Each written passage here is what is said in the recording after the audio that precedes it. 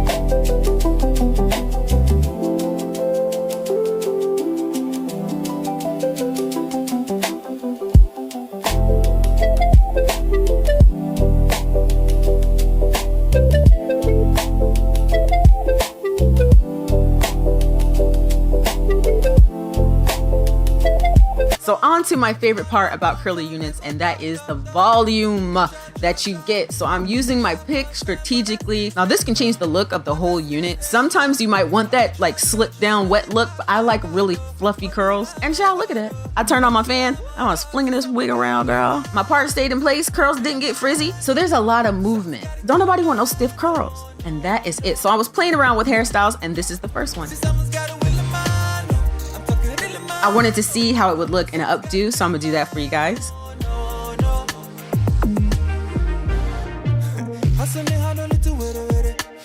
And that's what the back looks like.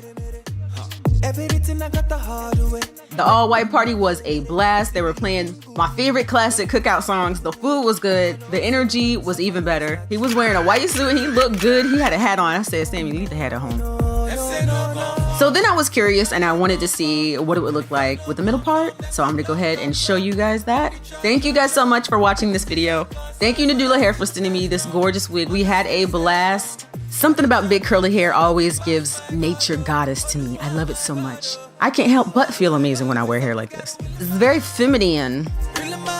Thank you guys so much for watching this video, and I will talk to you guys later. I love you guys. Bye.